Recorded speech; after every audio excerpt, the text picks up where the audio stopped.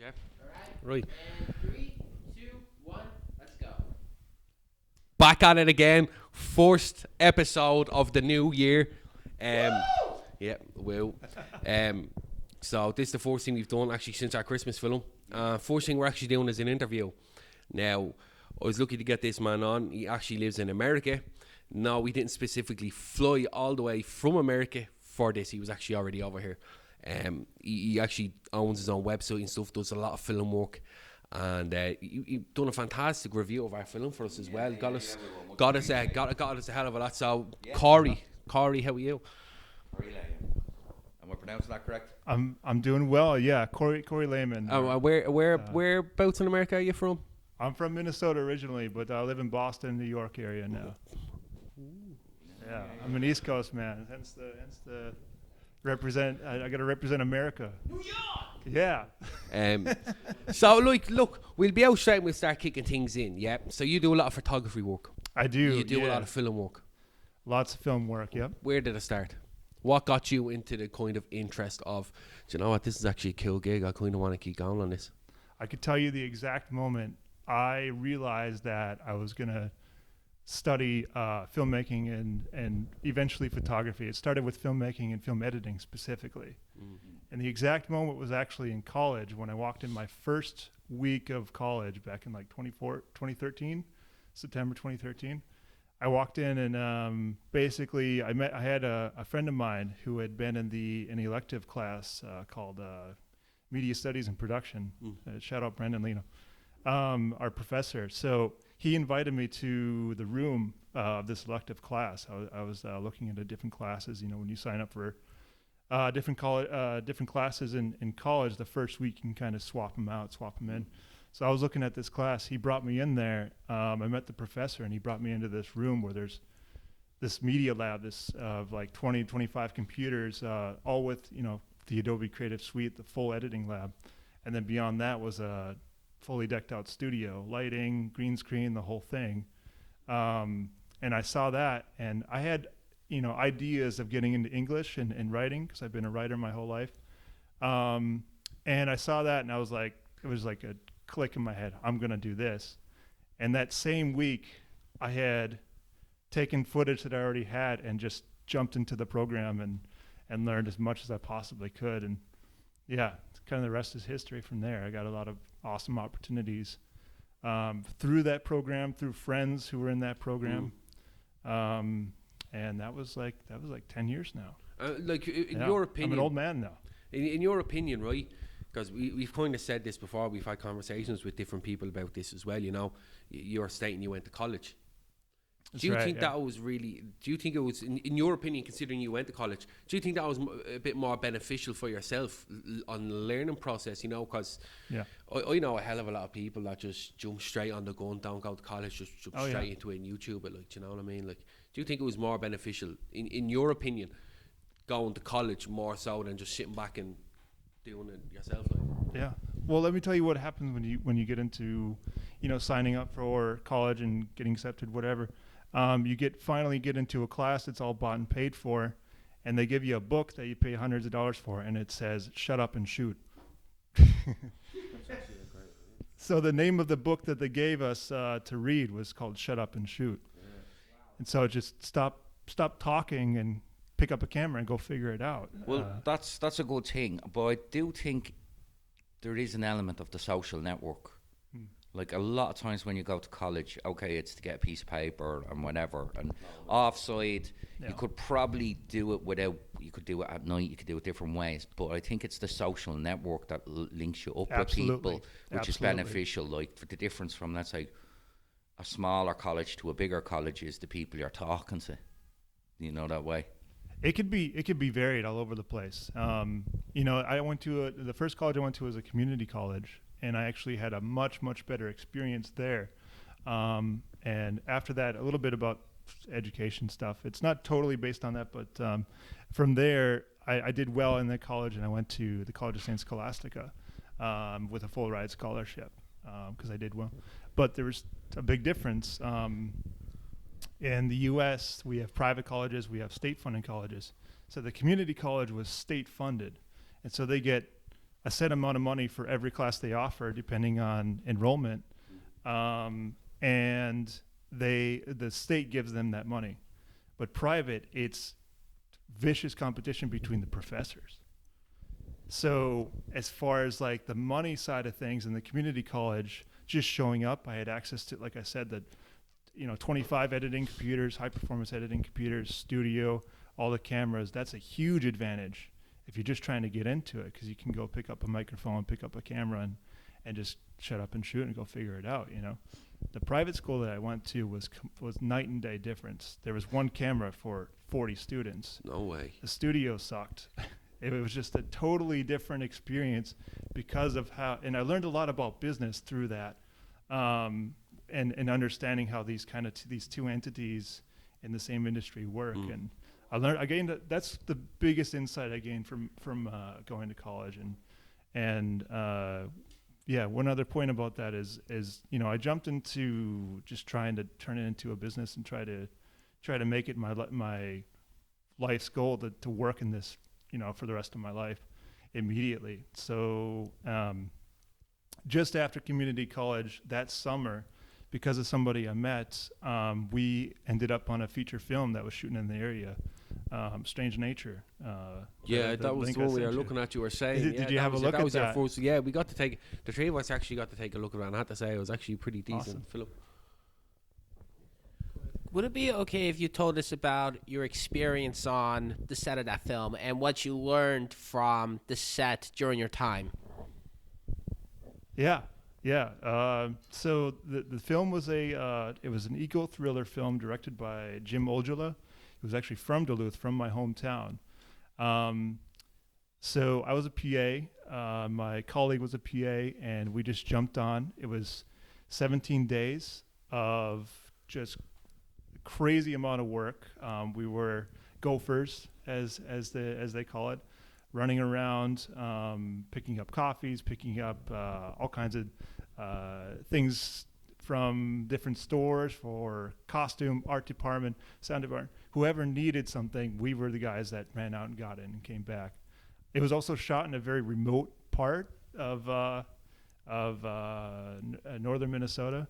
So there was no cell service, and everything was like 40, 50 miles away from each other. No way. So we had one day where we'd wake up at 6 a.m. that we have to film at this cabin in the middle of nowhere. We have to go fog the weeds and just like get rid of the bugs so people can actually exist there without being miserable. So it varied all over the place from there. But being on a set like that with all these departments and sort of this professional atmosphere, you're able to try to sort of gravitate to different departments and learn how each one works at that level. And it was a fantastic experience. What I can say to like cap it off is it was like 17 days of like the most compressed amount of experience and learning and advancing in terms of what I want to do in my films, what I want to do and the things I work on. It was just an incredible amount of insight every single day. So it was good. It was a fantastic experience. It's funny enough, right? I was myself and Dane were involved in different productions and stuff, and we started out doing a lot of extra work. So that was how we started off, and it was Vikings, and I also did the Vikings, and then we moved on. Moved on to Game of Thrones. But it's so cool. Absolutely amazing to see how much work goes into a scene, and how much. I remember there was one day where if they got a minute, I think it was the Battle of the Bastards, if they get a minute a day usable footage, they were happy. And it's crazy when people see a film, like when you're on the set. I don't think people realise the hard work that goes in. Yeah. You know? It's an incredible amount of effort at that level to get the shot you want, and the factors that go into it, and how much, from a director's point of view, how much you want to put into it. And that's the fun part about the industry, is you can be extremely creative with $500 and make an amazing film and get awards, and then it goes all the way up to the top level where it's you got a $250 million budget and you got to go make this movie or make this series. It's incredible. We were talking to a friend recently, Bobby Marno, and he made a film called Damien, and he's trying to make Hope. And he's trying to make a film Ginger, so it's about a redhead cult, would you believe? You should Come on. check it out. Gingers don't need any more trashing. Yeah. We don't need any more trash. We get it, man. We're not a protective species. But the thing was, like he was saying, is that when you go into big production, you have to start. It has to be a certain caterer. There has to be a certain thing. So I do understand what you're saying. Sometimes some of the great stuff is being done on the fly. Like one thing that comes to mind with me is Terminator 1. There's a scene, I think, when Arnie gets out of the car and they were just looking at the film going, something's missing. And that was the scene. And they had to do, literally, they couldn't get the permits, the budget was down, and I think he paid for a cameraman to come out. So I think there's an element of, like, when you have a small budget, you have to be clever with your budget. I think sometimes you have to be creative, because sometimes it gets overblown, I think, when you've such a big budget. Like one thing that I also didn't realise until you kind of get into it, right? Like you said, all the hard work that goes on behind it. But do you know what? One thing that I was really, I was baffled by, like when the Vikings came out with what I was in. Okay, I'll be honest. There's a few scenes where I knew that I was going to be in it when it was coming up. Yeah. But there's a lot of it. There's so much cut out that you actually don't even realise unless you're actually in it and you're like, right, my screen time is coming up, and then you're just sitting there like, I wasn't even there. Like you didn't even get much time, mate. You know what I mean?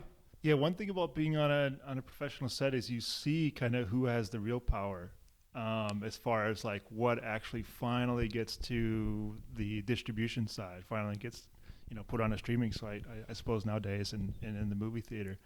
And I would say like the editor has the the storytelling power, and they receive all the footage. Yeah. There's all this work done in there's pre-production, production, and post-production. And so much of the magic now happens in post-production. It's crazy. And you see the behind-the-scenes shots. We were talking about Marvel movies and the like, and it's just an actor talking to a tennis ball in front of a gigantic green screen. And it's like, all right. Well, there was actually something I was looking at, and I was actually looking at how the original Star Wars films were made. And it's quite amazing what they did. It was all painted. They would paint the backgrounds. Painted sets, yeah. Painted sets, and then they would print it out and put up behind. So in some ways, as you said, with the Marvel films, like I remember in Battle of the Bastards, we were running after 1-1, right? So you see this big giant. It was a green guy with a stick and a ball. You know what I mean? That's what you were running around to. All right, everybody act afraid. Yeah, everybody act afraid. And one of the interesting things was when they didn't have that production that they could do things, they actually had to send people through glass and stuff, and there had to be proper falls. So it's quite amazing, like how safety wise what they can do now, that way. But like that was obviously a production you set yourself up with. You got to know people. What followed from there? What do you mean? Like when you finished on that production, did you have people's numbers? Did you know people? Was someone telling you something was coming up? What came next? Yeah, we got our ear to the floor. We were super excited about where that film was going. It had just wrapped up production, and we were just kind of really eager to see what was happening next. And that was, like I said, that was after the first year of 4 years total going to school. But I had seen like pretty much these professionals doing this work. I had seen this. I was basically able to get an insight on that set of, hey, this is viable. Hey, this is 100% something to do and make a living on. Because like when you first get into it, you just pick up a camera and you don't know who's gonna look at what you make, or you don't really have any idea where to go from there. But I kind of saw the end game first, like firsthand, and saw these people working these jobs, and as I talked to them and got to know them, and got to know them, they could chain different independent films together.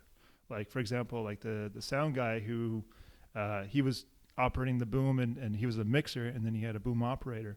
They were both going to two completely different feature films right after that set wrapped. 2 days later, they're on another set, and that was 90% of the crew was they were back to back films, and just trying to chain these together. So once you get into that circle of who you're pretty much in it. So from there, I kept studying in college, and I was able to have my ear to the ground and hear of anything coming up to the Minnesota area. And there's about 3 or 4 more films that came up to the area that I did day plays on, 3 or 4 day plays. And then the NBC show, The Great Christmas Light Fight, came up to the area. I was lead PA on that. That was really fun. So I was kind of gradually working my way up. And eventually got into the grip work. And if you fast forward to 2019, I moved to Texas after college and all that. I moved to Texas specifically to get onto a feature film set, and on there I was best boy grip for a Hallmark Christmas film. Because what's interesting is that every Christmas film ever is usually shot in about June or July, in the middle of the summer. I was only thinking that as well. That's a great idea, and I only said this the other night. Yes. You could, if you really wanted to shoot more than one Christmas film, as you just said, June or July, start doing your production. Start your set productions. And you the could Christmas decorations are dirt cheap in that's June. what I'm saying. Look, everything is so cheap, and all you have to do is right. People might see you going around with, let's say, in a Santi suit and stuff, and be like, it's a bit early for that, but yeah, who cares? Do you know what I mean? Yeah. No, it's no, you are right. It's kind of like when you look on camera and see what's happening. Everything, we get the finished polish good, so right. we see everything. But as you said, sometimes to see them Hallmark films and stuff like that, it's interesting to see the different type of films. And the different type of films, like soap operas or something else, they usually have a bank of actors and they have to do 3 days and they have to get them out. And I'd be laughing, sometimes people would say, that's brutal. And I'd be saying, you don't realise they've 2 takes. That's it. You know what I mean? Where if you watch a good drama, they could have that 4 hours for that scene. Oh yeah. Easily, just the actors. It varies from director to director. Do you know how, Clint Eastwood, how he directs now? Yes. He's very respectful of people's time. Up to 1 take of every scene, and, he's kind of like an old-fashioned industrialist in sort of how he runs his set, because, a steam whistle goes off and he just walks off set. Doesn't matter if it's the middle of the take or whatever. He's gone. He wants to be respectful of people's time and not, go into crazy hours. 'Cause, in the independent film scene, it's 14-hour days, and eating I don't know what the snacks are here, some potatoes. Yeah. Surviving on potatoes all day. Yeah. Do you know the only film I've ever watched with Clint Eastwood in is Gran Torino? Really? That's the only thing I've That's ever watched. his most racist movie. Do you know why it's the only thing I watch? Because I hate Western films. Oh, gotcha. I hate Hardy, but they're Western films. I never watched it, and I never really was a fan of Clint Eastwood until the good and the bad and the ugly is magnum opus. It's an incredible film. I watched that film and I felt good 3 days, for 3 straight days. I was thinking about it, going, that was an incredibly good film. The interesting thing I find about Clint Eastwood is, he for years he was known as this gun-toting Republican, and he was this and that. But if you actually watch his films, they're so compassionate. Oh, yeah. They're so compassionate, they really are. But a good one for me is, do you remember the one with him and the monkey? The ape. Which one? Yeah. What? Anyway with Luke's, it's actually brilliant. He's got around with a little ape, isn't he? No, Dirty Hardy's he's a bad cop, taking vigilance. Even Wolverine was influenced by him, but yeah, I know what you mean in the different processes. So so from there, then you were just working. You were in college, and then you had your ear to the ground. And if there was a short film to do, you done it, was it? Oh yeah, lots of short films. That my colleague of mine who kind of connected me first off was very much into horror, and so I worked with him quite a bit. There was a couple different small 2-person studios, so to speak, in my hometown that were doing different things and wanted to do psychological horror and this, that, and the other. And I love to be just a bit part on those sets. And just based on my experience and how quickly I'd gotten to a professional set, I took what I learned there and just tried to apply it into little short dinky films of students, and so I love working on student films. And it kind of keeps you young, and it keeps you interested in where things can go, because really, it doesn't really matter. The quality. Kind of matters quality, but the story is what comes through everything, no matter what. You could shoot a great story on a Nokia cell phone; it would come through. And we're all Maybe not, but I had to start thinking for a minute. extreme example. A Nokia phone. But honestly, like, have you got any plans for yourself? Like, have you any ideas of like scripts for yourself that you're going to direct? That you have an idea what you have upcoming? I got a couple ideas. Yeah. I've got a couple written down. What I've done so far, I don't know how much research you guys did. You guys sat me down and said, "Listen, we've done the research. Yep. Are you ready for this Irish trickery you got We will going on?" blow you away. I've done 3 films, 4 films actually. 3 I've directed and produced entirely myself. That's correct. And then I was a DP for a film called Craft Minded. And that was produced by Francois LaRosa and my good friend of mine, Blake Kraft, was the main character in that film. It was a documentary, so to speak. So generally speaking, that's what I've gravitated to. Even though I really appreciate comedy, I have a passion for comedy. I love, comedy podcasts I listen to pretty much exclusively, and I just love making funny stuff. And I've made some really goofy stuff in the, going through, my own experience in making films myself. I just went straight to, let's just make something stupid and funny and hilarious. I have to be honest with you, and I love comedy myself, but the issue with comedy is you're always kind of trying to deal with a taboo subject. Right. And it's getting harder to deal with that. It really is. Everybody's on the internet, so there's nothing really taboo. Yeah, Is that and the like point? you kind of look at it and you say, well, don't say that, and don't do this, and don't say that. But then if you watch them things, they fall very flat. Do you know that way? You kind of have to be honest with the idea of the truth in front of you.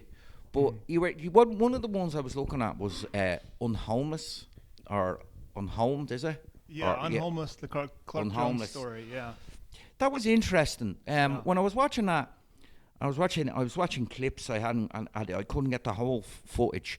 But If you want the whole film, I was considering dropping it. I should have, man. this Maybe year. I was actually I enjoyed that. Who, when you were doing documentary styles, did you find, like, when you're starting to do something and you realise I'm actually copying someone or I'm following a format? Who in documentaries in that style of format did you like? Was it just your man Totoro, or where were you following it? It was a challenge that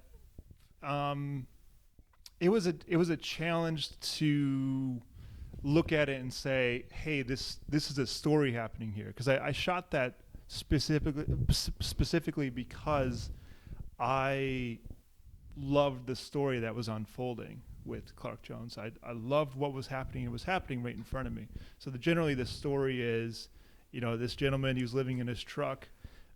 He had become friends with this lady online who said, come to Georgia, you can stay in my place that I just bought. And so kind of set up, and this is real life. This is And how did you actually get to happening meet the this man? guy.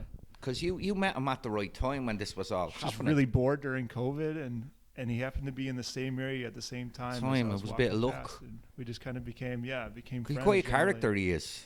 Yeah, very much so. Yeah, if you see the full thing, he's got a lot of insight, a lot of really incredible wisdom, and A bit of a journeyman, I felt. yeah. So that was a wild ride because the story was unfolding right in front of me, and I knew it was one of those moments where I knew if I didn't get this as it was happening, I would never forgive myself. So I just had to just roll with it. So in the U.S., we all got a stimulus check of like $1,200, and he took that, I took mine, and we just traveled. From Texas to Atlanta is about 1,000 miles, about 1,400 miles. Yeah. So we just did it. And managing that as number one, the producer, writer, seeing what's happening as we're doing it, and then sound man, video man, everything. So as soon as we would stop somewhere, I had to grab my camera and microphone and run right to him, and that was also what- be his friend. And it was just a very It's a interesting strange way. relationship from what I could see. But Yeah. you must end up with so much footage though when you're doing a documentary. Some of it is not usable, but you don't know what's going to be usable at the time, really. That film took me over a year to edit and put together. No way. It's about 28 minutes. Yeah. The first 5 minutes, it took me about 6 months to really put together because I really wanted Just the first 5 minutes. That's right. Yeah. My heart would have sank. Because if you think about it, this happened all in real time, right? Yeah. So I was seeing the story as it was happening. So I was jotting down notes as I went, but the footage told a different story. Because I was filming at certain times, so there had to be places for voiceover, there had to be places for this, that, the other thing, and then there had to be cinematic adages to really kind of put the story forward, put the important points forward, and I would love to send you the film and put it out there for you guys to take a look at. But yeah, we'd be up for watching that. Yeah. But it was an incredible experience, and from the aspect of the editing, one thing that stands out when you're editing something that you're really passionate about, that you really want to bring out and make it right the first time, is you need a second pair of eyes. Because I got some heavy editor eyes when I first started looking at it. Because again, I lived it, and then I had the footage, so I had a personal bias towards certain shots, and I put it together, and maybe the story didn't translate to other people. You know what I'm saying? Mm. And so it was really difficult to kind of cross that bridge from this happened to me to, hey, this happened. I need to tell this story in more of a general, like a broad way. We kind of had recently when we did the Christmas film. One of the things was we had another lad editing, Owen, came in, and the advantage of that was he was like an assassin. He was like, that's not working, and that's what we needed. Yes. Absolutely. You need a second pair of eyes to go, hey, why does this shot exist? That's like, I like it. No. Get it out of there. He was actually not long back from America. I think he was only 2 weeks back. He was over in America for a while. Oh, nice. And he was teaching students over there. And believe it or not, really, one of the big kind of names there's a big name over in America, and he was teaching his daughter. Obviously everyone's heard of Tony Hawk. He had Tony, the skateboarder, yeah. Mm-hmm. But he had Tony Hawk's daughter there as well, teaching her and all. Oh, that's awesome. He showed me some of the stuff that he was doing as well. It's fantastic. But I knew he was there on the day, okay, because we for where we were shooting, we rented, it was his father's warehouse we rented out. Mm-hmm. And he came up for the day anyway. So I needed another pair of eyes, including Liam. He was doing it first, and then I was like, right, I need another pair of eyes on this. I need someone who kind of will see things that we wouldn't, I love that line. I mentioned it in the review. I was sparring with my buddy Conor McGregor, or as I like to call him, McGreg. Con McGreg. And he put this little accent on the end of McGreg. He's like, McGreg. It's just. But like you funny. said, though, it's very important to get a double. Not even just as having an editor. Yeah. It's very important to get a double for, and regardless whether it's sound or camera work. I've heard of projects, right, where let's say they were just short films, and someone's the cameraman, they're the director, they're the actor, they're everything, and it always ends up in a mess because your brain can't do them three things correctly at the same time. Yeah, it takes a lot of repetition to get to a serious level where you can write it and then you can translate that to a visual medium, because you can, an entire page is, could be 3 seconds on screen. And so translating something from writing the video, you have to figure out where you make less is more. That Christmas one, I wrote and writing and directed, but I was saying to myself, look, I wanted to be in it as well. But it's like, I can be in it, try direct it, try help with camera and whatever background stuff needs to be helped with. Right. or I can go and act in this, still try to do all the same things, but I won't get the same result that I would have. Because I'd have been more focused, realistically, I'd have been more focused on trying to do the acting role more so than I would of being behind the scenes. And even at that, it was our first proper short film, you know.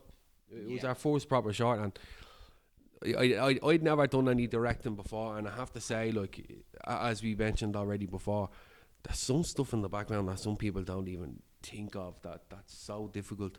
Do you know what I mean? Like, Oh yeah. it was a great experience directing it, like, do you know what I mean? But even that, like, it was so difficult at times, you know what I mean? Sometimes I wanted to just pull my hair on my head, like, even there was plenty of times where we were looking at different places, everyone was letting us down, everything was getting to a point where I was like, you know what, I think it's just a sign where this isn't to happen, like, do you know what I mean? Do you know any folks in real estate in Ireland at all? No, unless you have money over here, you won't. You won't ever meet. No one will really ever look at you over here. So Gotcha. that guy, I was lucky to rent the warehouse off him. He got wind. And just wanted to help out. He was in work. He owns a company. He owns a warehouse. Like, but Yeah. I was lucky enough. He came up to me and said, "Look, I can give you a dig out, but I can't promise to give you the day that you're looking for." He said, "But come up and take a look at it." Blah blah blah. So I went up, took a look at it, and he goes, "But look, I'm not in Dublin the day you need it." I was like, we already had this discussion, the date and all. Well, I'm not there anymore. I'm not there. I can't do it. So I was like, "Great, Jesus, what am I gonna do?" But only for the guy who does the car mechanics next door, is good friends with him. He said, "Look, I'm gonna be here Saturday." He said, "So I'll be at the ring the gate, let the lads in, let them do what they do. When they're finished, give me a ring. I'll come back up and get it done." So much stress just trying to get, even trying to do a short film, let alone a feature film, man. And it's great to find people in, kind of in the locations aspect of like, hey, can you just let us film here for a day? Or That's even what it's dead handy, because you can get some people that are really like,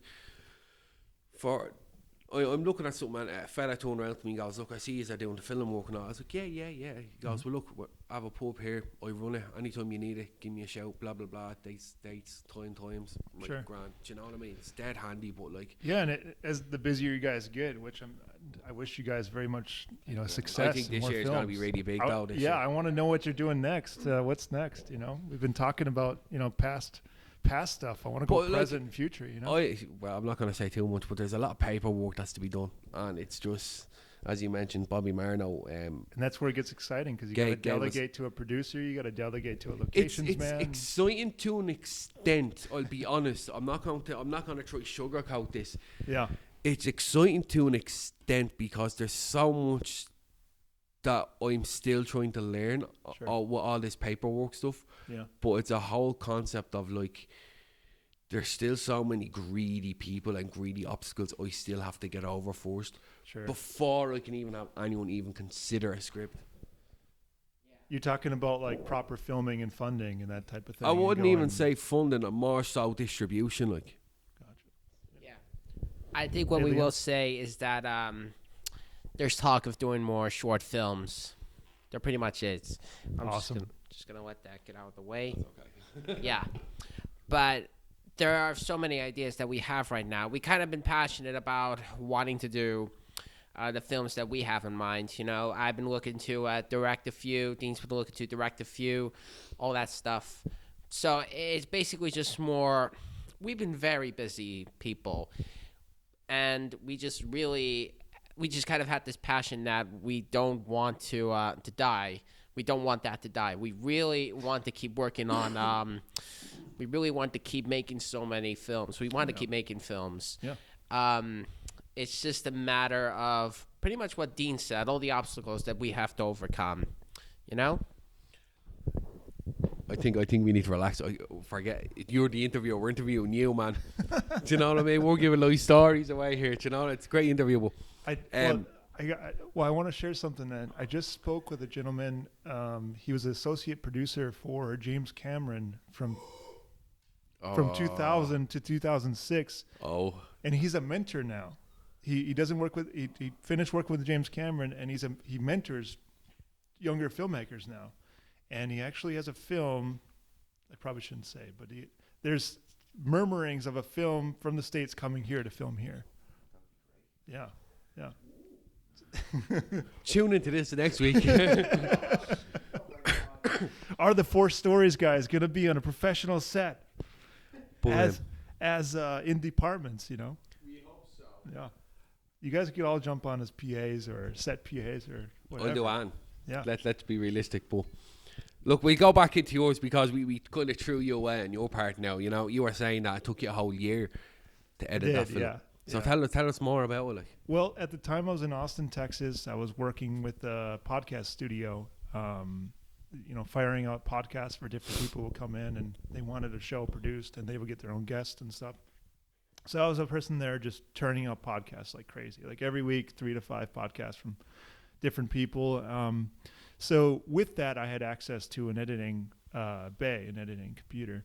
And so I was there almost every day just playing it back in different ways, just playing it back. And I kept going. And as I was doing that, I got inspired to make my own podcast. And so I did a 20-episode podcast series called The Industry. And with that, it was an incredible experience because I met so many amazing filmmakers really quickly, like back to back, week to week. And I met a gentleman named Carlo, who was also an editor, who had won awards as an editor, who took a look at the film and kind of helped in the early stages get the film looking a little bit better. So he was my second pair of eyes, yeah. And so that helped a lot, and it kind of spurred a lot of confidence in me to show it to other people, to keep showing it, cut a trailer, and just put this thing out there. Because like it's the other thing about being an independent filmmaker is it's tough to get the momentum behind your film. Yeah. You know, especially if even a small crew, a director, producer, actors, and then the thing is done, and then you got to talk about it for however many months to get it out there. Yes. And that takes a while too. So you need a little buzz, and one of the values in myself with that film is, and with my experience, is just like, now it's just like, it doesn't matter that much what the project is. I just want to see it done and out there. You know what I mean? I have a passion to help you get your shit together and get it done. You know what I mean? It's like, it's one thing to shoot it, it's one thing to edit it, but you got to put it out there. You got to put it under a name that's not just a bunch of numbers and letters. You have to market it and everything like it. Yeah, I did a production one time, a short production. I was called in on, and I shot it, and I did all the audio for it. And it was like a 4 or 5 episode production, really good story. It was really funny. It's and interesting. And when it finally went out, it went on a YouTube channel that was like YTB3J, just something, a total throwaway channel that nobody would ever see. It didn't even have the title of the show as the title on the video on the site. And so it's just like those little things that just kind of push people, basically just passing the baton. When the film is done, you're ready to show it. Pass that baton to somebody who can write reviews about it, put it into the film festival circuit, possibly get distribution, that type of thing. And there's more avenues for distribution than ever nowadays. Yeah, I think the thing is now with streaming is like it's broken the traditional mold. Like the mold was in Ireland, we made television that suited Ireland, and then it went to it. Well, we're going to export it to English-speaking countries that know Ireland, and then we're going to do that. And when you look at like the Korean films that are coming through and Netflix and all, people have got over the idea of subtitles. Right. Do you know what I mean? Yeah. That was a big thing for a long time for people. And it's amazing with Netflix and stuff like that and Amazon that people, it doesn't matter if you live in Iceland, you can watch stuff from all over the world, you know, that way. And it's breaking the traditional networks, where if you think like, for instance, you have something like The Office, and then you have the American Office. The English Office, the original, was made for England and the humour of England, right, where the American Office had to be made. Now it is good, and it declines in time. I'm watching the American Office right now. It's my second time through the season. It's good. Some of the characters fantastic. are very good, but you could see that it had to be changed for the American audience. It had to prescribe to the American audience, and I do think there's now something that them traditional borders are being broken. I think people want to see a film about cartel members in Mexico. You know what I mean? Right. Filmed in Mexico. You know what I mean? I think people are a lot more open to ideas now, you know, that way. And as you said, if there's a good story, they're happy out, you know? Well, I got a question for you guys. Anybody can chime in. So Netflix is like an American thing, right? And there's a couple others. There's like, Crunchyroll is like Japanese anime. If there's a streaming site specifically Irish, an Irish streaming site, what would it be called? Oh.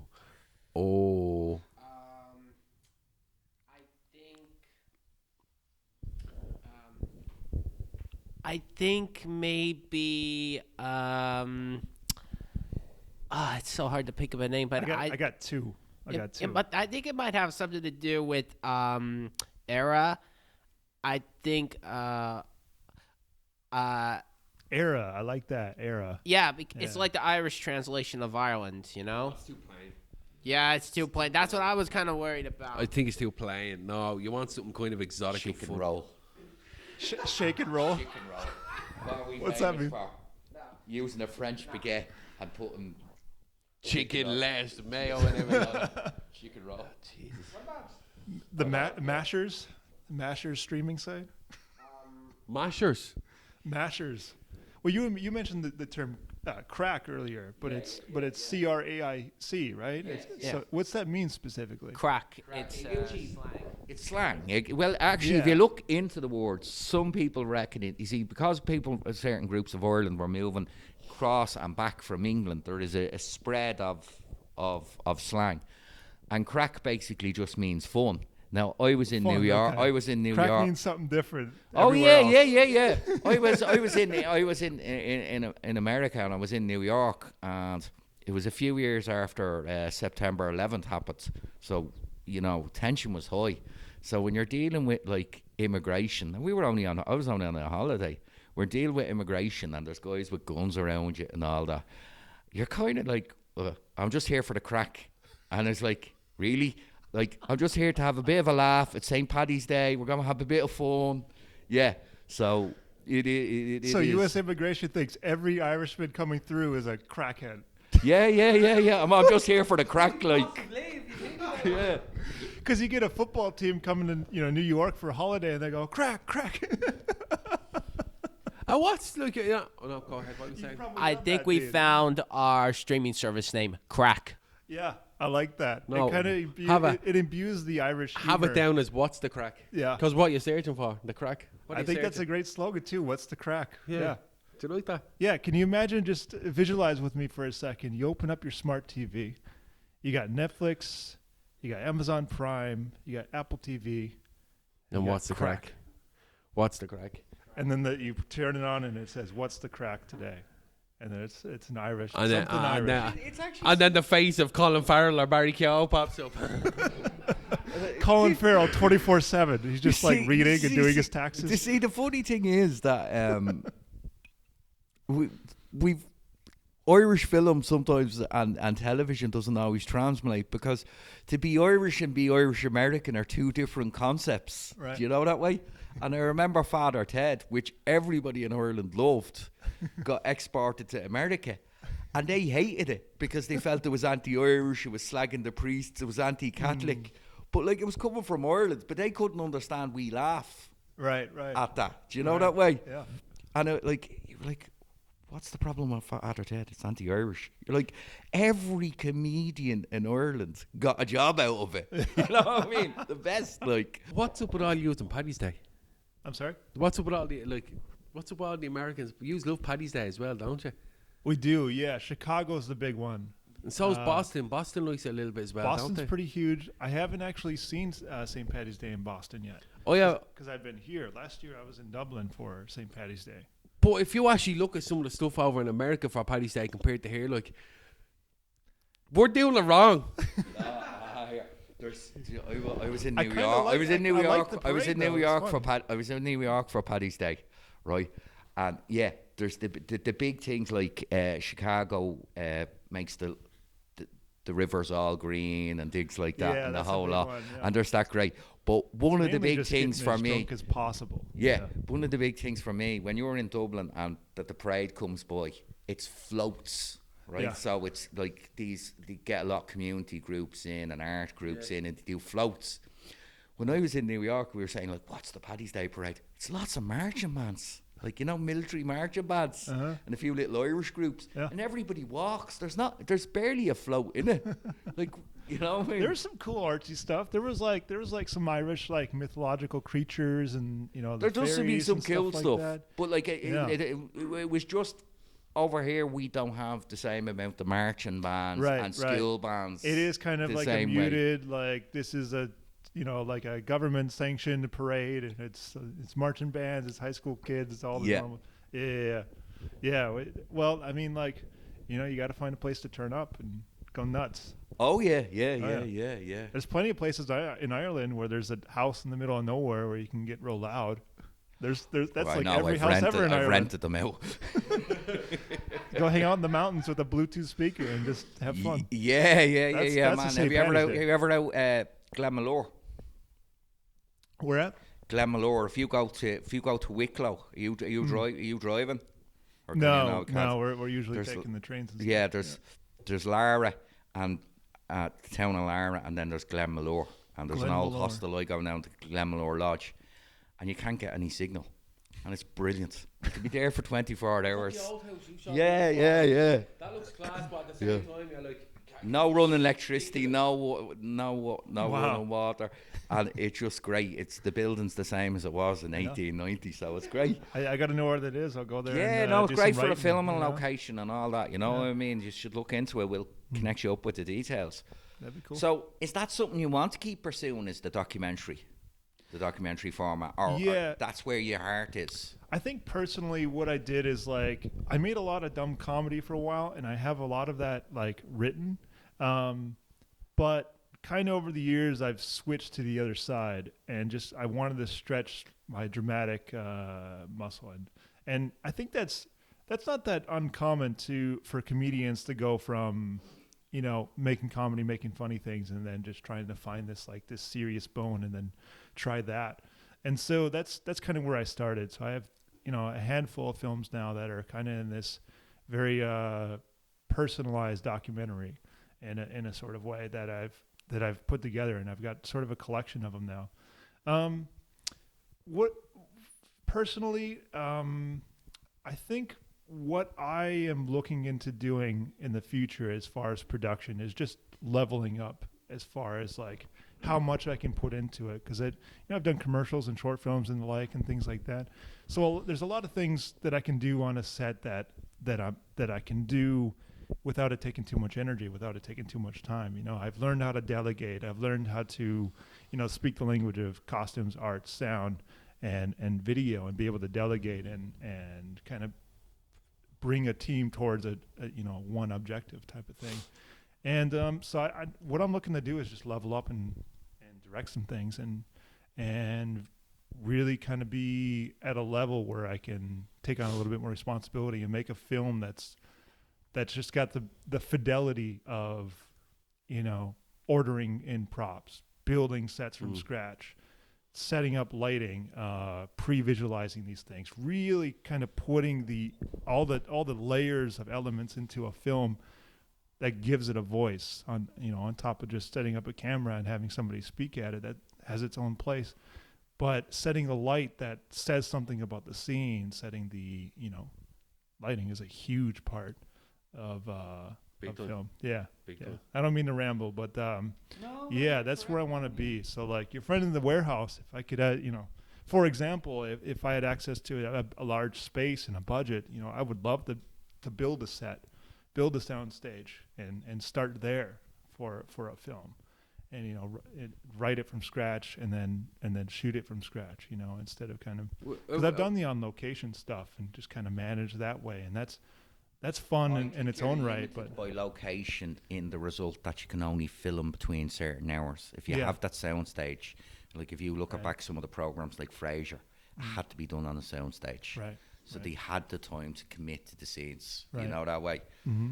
And tell me, with you always being back and forth from America and Ireland and whatnot, have you had any thoughts of shooting that over here yourself, or would that be a bit of a bigger challenge? I'd love to. I'd absolutely love to. I mean, you guys, I know you guys know, and and I'd love to put something together, and before I go back to the States, that'd be just grand. Before man. you go back to the States. Yeah, Oh. yeah, pressure's on. I love a challenge. Hey. I love a challenge. Don't test me, because I'll have a script written tonight and then I can have a pub by next week. Don't test me. We can get started next week. Don't try me. We got enough cameras here to do our own we can Frasier. don't you? I'll get an Ari Alexa down here, and you know who you are as well. Now you're speaking my language. No. I'm a cameraman, and But like, have you ever thought of like doing that and you're like a feature film yourself? Like, Oh yeah. obviously before like we came along, do you know what I mean? We've been talking to you. Like the scenery alone, do you know what I mean? Over here, like, have you been putting much thought now? In fairness, Absolutely. I don't Yeah. know about how you like with your opinion, like with all the networking obviously you've done in America, and then trying to do work over here. Would you find it easier or harder considering the networking you had in America? You don't have that much over here, do you? Well, one thing about Ireland is it's much smaller, so it's much easier to get the people. I don't think "get the people" is the right terminology. I still find it so But much have harder the over ear, here. have the ear of people who have a lot of swing. Like for example, like I met a gentleman. One time I was just walking in Dublin, and there was a gallery opening, and I walked in, and the gentleman there having the gallery was also an owner of this company called Creative Films, and he has all the big contracts for commercials What? for Ireland. So he works for Google, Microsoft, all these big companies. I walked and down he the does road all and I the get commercials abuse. here. That's who I just met just walking into a random gallery. You don't really get that in the States because it's a gigantic country. I don't get that. I walk down the road and I get abuse. I don't get that. I do commercials. Come over here. Oh, it's the luck of What? the Irish, I think. What? Yeah, Sorry. no, I do get what you're saying. There's a lot of little clicks in Ireland to break, and when you know one person, it leads to other things. Oh yeah, absolutely. It's kind of funny. Like Ireland is used as a staging post for a lot. Like sometimes you'll see car commercials, for instance. A lot of them will be filmed in Ireland. Oh yeah, If they because wa- there's plenty of open roads. because yeah. there's plenty of open roads, and the big thing we have as well is there's a lot of productions that look very English, and everybody thinks they're English. They're actually filmed in Ireland because Right. it's so expensive for them to film them in England that they use the old English houses here, you know. So it is a kind of amazing, like. But you would kind of, if you were kept busy and you were working, and let's say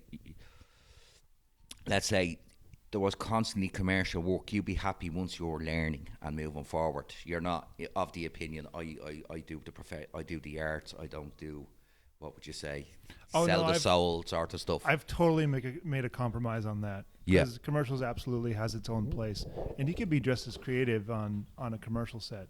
Not as creative, but you can still flex the same logical muscles of delegating departments and getting everything in sort of this well-oiled machine. So when you actually go and do something creative, number one, you have a budget from your own self-funded thing, and then number two, you know how it's a huge networking thing to work on a commercial or really any professional set. It's a huge networking thing. So you got actors in your pocket, and then you have ideas for sets in your pocket because you might be filming in a studio, might be filming over here and there, and a lot of that can be kind of done in pre-production. So if you brought it on set, you just find, oh hey, we're filming here today. Oh, I didn't know this place was friendly to filmmakers, friendly to filmmaking, and it's incredible how niche like film friendly people can be throughout anywhere, really. You could just show up on a set and go, oh wow, this is like somebody's house,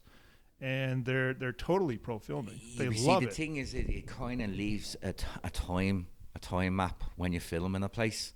People will always remember if you film somewhere. If a pub is used in a certain film, they will remember that. Oh yeah. Do you know what I mean? Like, even a chipper is used. Like, people don't realise that the locals care about it. Did you hear there was a film? Absolutely. They love Absolutely. filmmaking over in Ireland. Like, they love it coming over. Yeah, like that pub that I was telling you that my friend runs.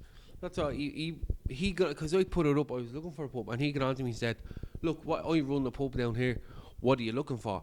He goes, "We're recently just after having a few shots from a feature film that was done in here. Aidan Gillen was up here, by the way, in a part of the film, and it just shows that like how appreciative they are of someone, the equivalent of Aidan Gillen even coming in, and then they're like, you know what, it's a good idea. Let's try help as many people as we can in film ways. Do you know what I mean? Absolutely. Yeah. Like, I don't remember if you remember the wouldn't be the family, the Snapper, and all them Irish the Van, and all them Irish films. Like, I can literally go around and go, they filmed the Van there, they filmed that, and I do the Absolutely. commitments. I like, But you could do that for the whole island of Ireland. It's because it's so small. You know, we took a little journey to Wexford. You know, it's a short tangent. it's a beautiful county, very hilly now. It's a 2-hour trip. Yes. You know, and 2 hours back. I mean, it was nothing. You know, if you want to go from New York to L.A., it's like five I think the hours great in advantage plane. of America, though, is that, like, as you said, like, everybody, like, maybe watching this that hasn't been to Texas has this stereotypical idea of Texas. Like, there's old Texas and new Texas, if I'm correct.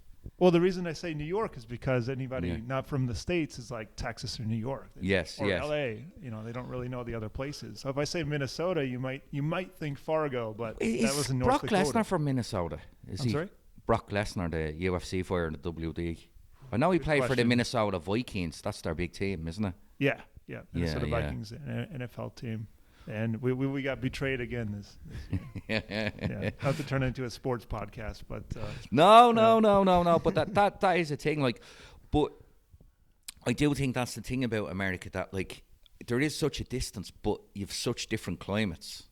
So you yeah, you can kind of film pretty much anywhere. That's why California is so popular, is because they have pretty much every biome you can think of. You know, they have the urban city, they have the mountainous regions, they have the snowy regions, the desert. Major studios is another, but I mean, one thing about the States is there's been a mass, you know, exodus from California to all these other states that have deprived arts studios coming in. So, for example, like the state of Oklahoma has this very generous rebate program for major studios, and nobody was using it. Everybody was filming in L.A. or Texas or other places. So once they heard word of all these different states, Louisiana, Alabama, Georgia has become like its own Hollywood state now, is because, you know, it's cheaper to film there. And the rebate programs are very generous, and you know, in Ireland you guys are spoiled, I'm sure. And the as far as like the arts and at a studio level, when you invest, you know, $1 million into a production and film in Ireland, the percentage rebate for a studio, that's what draws them in, and that's probably why a lot of studios come to Ireland to film. That's a big part of it, because the investors want their money back. So if they get guaranteed, you know, 35% back, they're happy with that, and they'll film there. Yeah. No, we talked about obviously your film past, Yeah. which would also include in your photography past as well. I But appreciate that, yeah. you run your own website as well. I do, yeah. Skills give life to dreams. Yeah, What's it called? Skills give life to dreams. that's right. Yeah, It's fantastic, isn't it? yeah. It's kind of a mantra. And how did that come along? What made you just start that? Like I said, it's a mantra. It's a slogan of perceiving barriers to things as just a skill to learn. Like, for example, how do I get my film to a film festival? Well, first you have to learn how to make the film, figure out how to, you know, cut a trailer, put it out there, and then just find a way to get it to a film festival or get it into an award-winning, to win an award. So it's just skills give life to dreams is their perception of looking at barriers, saying, hey, I want to do that thing. I want to meet, you know, Aidan, what was his name? Aidan Gillian. Aidan Gillen, yeah. I want to meet Aidan Gillian. Well, what do you got to do? Well, it's not that I can't do that. It's just that what skills do I have to be able to meet somebody like that? Well, you have to get good at filmmaking and end up on a set that he's on. That's true, but as well, I think, as I said, I was speaking to you earlier, you found you've been connecting up with people in Ireland. Mm-hmm. And I always find if you're an outsider coming in, people have a lot more time for you, you know, because you're different. It's just how the human brain works. Interesting. But like if I go somewhere not here, I'm very different. But here, I'm Yeah, just yeah. Just the normal. Well, you haven't been to Boston yet. I have been to Boston, yeah. Okay, I there's- kind of look like I'm from Boston. Yeah, I've yeah. been There's, told. there's plenty of Scully kept guys there. Yeah, yeah. No, so you when you were in Ireland, you've made contacts. What was you were dealing with Film Network Ireland, weren't you? Or you were That's right, chatting yeah. away with people there. Yeah, so as far as like what I do for other filmmakers, my focus has more and more over the years become the post-production person, specifically in the publicizing of your project. So I love to come in and help you get your thing done and help you bridge those gaps as much as possible, and then take the film and put it into the public eye. And so the website helps with that, providing interviews, providing, IMDb certified interviews. So, for example, if you put Christmas Story in IMDb under press and media and press kit and all that stuff, I could help you with that. And you can just That link would be right amazing. to the review, and then the review links you back to your channel. So stuff like that. And so that's what I focus on. And so when I first came to Ireland, May of 2022, I want to say. And one of the first things I did after kind of visiting here for a while was I jumped into the filmmaking groups and just saw, hey, where are my people? Because, I like that. filmmakers are, filmmakers across the entire When world. do you go back to the States? I'll be going back sometime in February. Oh, you're already thinking of a script. I go back February 20th. February 20th. So we can film until 11:59 p.m. on February 19th. What date is now? What date is now? It I is love the this guy. I love Saturday the This 13th. is the athlete and Dean right here. This is the enthusiasm. I think we'll work something out at some point. But with your website, right? Yeah.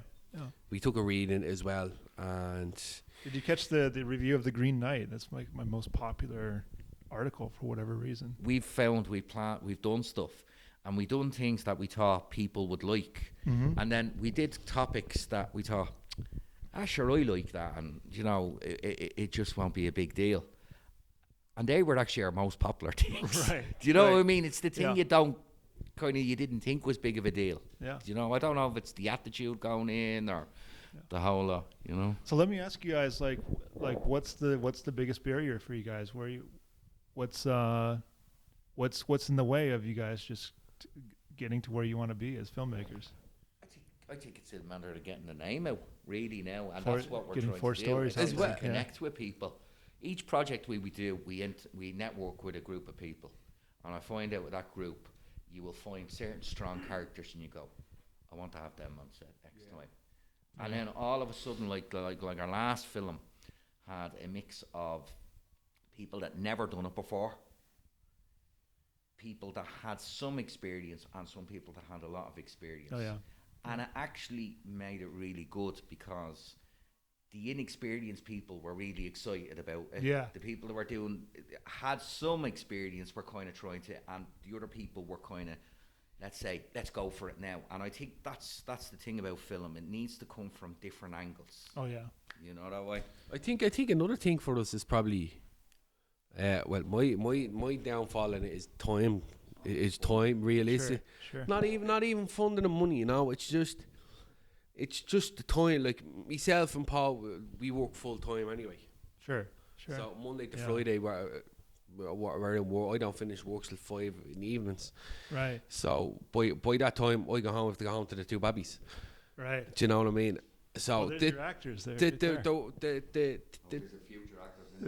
right there. the realistical time is the weekends that we have, unless we can kind of prep in advance. More so, we'd be like, right lads, how about for example, let's say to the boys, I know Liam is usually free 9.5 times out of 10. So I'd go to Paul, look here, are you free Thursday in 2 weeks? Let's say you had to take the day off work. Oh, why? Oh, I think we might organise something. Right, yeah, I'll give you a bell back in the morning, let you know. Paul will get back to me next morning, and he'd be like, yeah, that's grand. So I think that's one of our downfalls at the minute, is time. Yeah, Liam. I would say logistics and trying to get people interested, because I would say, I've been reaching out to people. I got a good network, but I've been trying to reach out to people saying, hey, I got this idea that I really want to do. And, that'll be the easy part. The hardest part is just trying to get everyone interested in trying to get a time for everyone involved. Yeah, it's Sure, the commitment sure. for everyone involved. Yeah. That has always been like the biggest challenge, and sometimes So you guys are ready to transition. I don't mean to interrupt. You guys are ready to transition from hiring your friends as actors to hiring actors. Yes. That's Yeah. where you're at. That's where you're at. yeah. So Uh, you can get actors on set for Well- between 200 to 300 quid each. So just Mhm. consider that, look at that, and say, I want an actor who's pursuing being a professional actor, and have a look at them.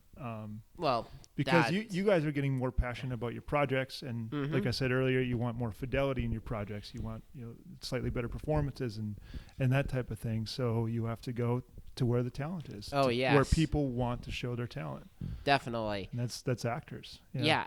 And it's always more about like, what can we bring to the table that we feel we're passionate about the most. I think that's probably it. I'll hand the mic back to you. Two things. One, secretly, we were looking at going. This is how much we're trying to up our game here a bit. We were looking at entering a Star Wars little short competition this month. Ooh. Okay. But we have an idea. We are going to enter one. I'm not telling people when. I'm keeping it so secret.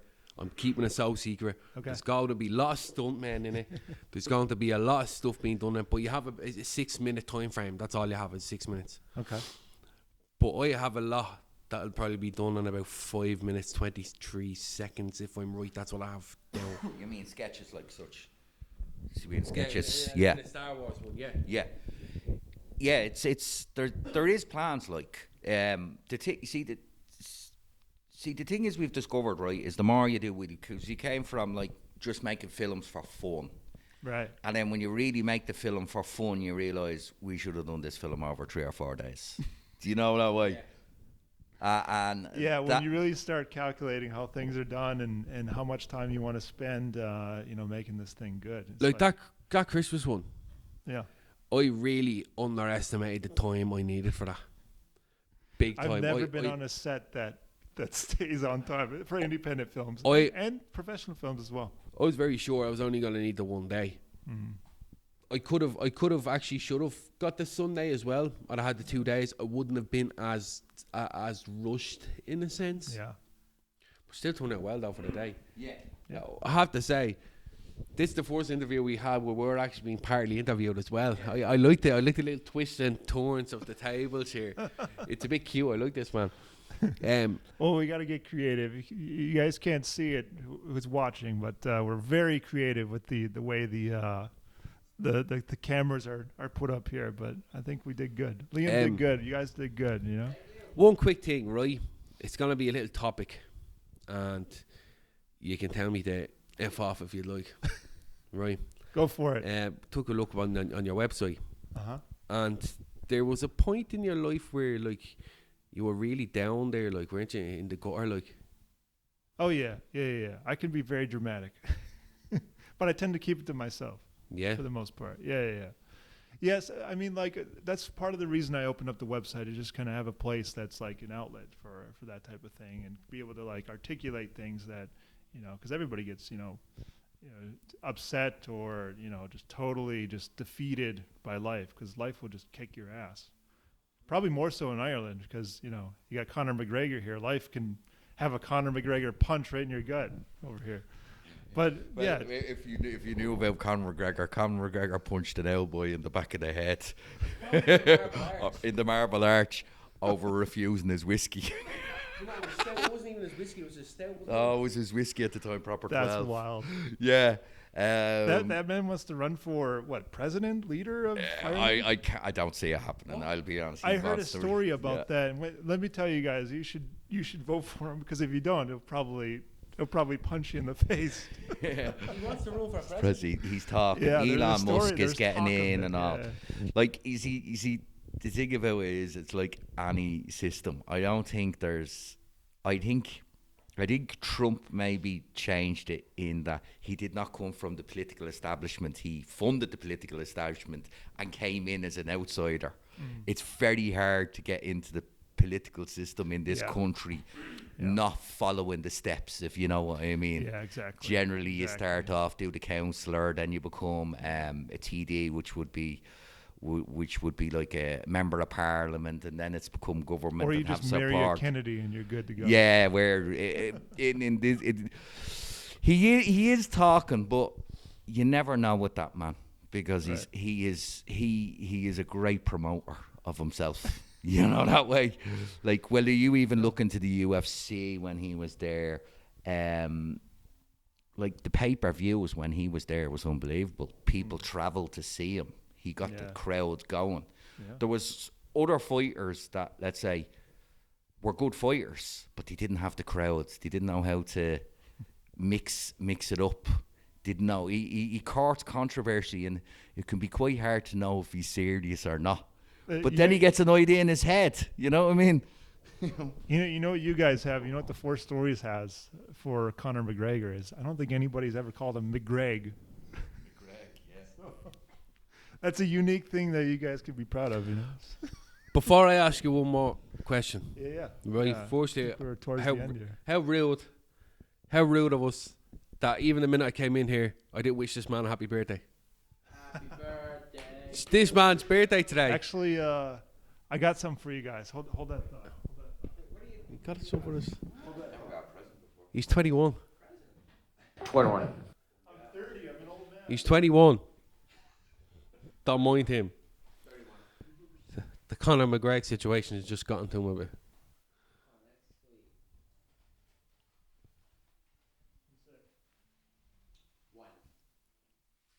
Just take our time here. He's just doing something on the sides. There you go, You can pick one. Pick whatever you want. There you go.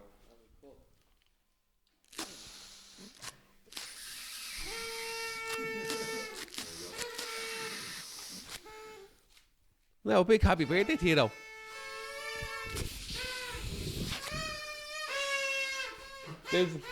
There's just a little shot of the interview. Make us look like simpletons. Yeah. We just made everybody click off. But before we wrap her up, right? Again, happy birthday to yourself. Thank you. I appreciate that. I appreciate you coming down on the day, your birthday of all days. It feels good. man. But in your opinion, right? We always ask everyone this. Yeah. In your advice, what advice can you give, let's say, to young filmmakers that want to go out and make a movie, let's say even a documentary, make a TV series? What if they don't know what they're doing? What is your advice to them? I look right in the camera. Go ahead. Shut up and shoot. I like it. That's it. I like that. Easy. Little gonna slogan that. Yeah. Gonna slogan that when it comes up. That's gonna be the name of this episode. Shut up and shoot. Shut up and shoot. Yeah. Well, in Dublin, that can mean different things. I didn't think of that. Just like crack. Yeah. It can be misconstrued. American said shut up and shoot. But no, Corey, it was great. hilarious. It was great having you on, man. Yes. We really Very appreciate cool. you coming over, especially flying all the way from America to come over here to flew see us, man. Here directly for this, man. We brought him over on the private jet. That's where most of our funding has gone. Now we're broke. So anyone who wants to fund a film for us, Please give us money. don't give us money. We'll work for whiskey. So, but again, Corey, thanks for coming down anyway and having the I with us. appreciate it. Yeah. Everyone keep an it's eye been an out. honor. Take a look for Corey's website. It's called what's it called? Skills. Skills give life to dreams. Skills give life. SGLTD.art. SGLTD. If you Yeah. Google skills give life to dreams, you'll find it. We'll and, have all the as Paul said, we'll have all the links down below for and got to do with Corey here and I provide publicist services for filmmakers who want to get their films out there, IMDb certification, film reviews, distribution, film festival circuit, syndication, all the good things, social media, marketing campaigns, all that fun stuff. also any actors who wants headshots and stuff done. This man does them very cheap. Don't be afraid to give him a show. Yes. Don't be afraid to give him a show. Yeah, he's good. For Come over. I've seen his work. Yeah. Do you know what I mean? So I appreciate that. hopefully we'll work together really soon. Well, thank you guys. Thank 20th you of guys. February he's going home. Let's see what we can get done by then. Let's Anyway. do something awesome. Let's make something awesome. That's been 4 Stories Dublin. Dean, Paul, Liam here, obviously behind camera, and Corey as our guest. So again, everyone, Thank you guys so much. bye. There you go. I like the way you turned the table so a little bit on this, doing the interview on us. I like that. That was real cute.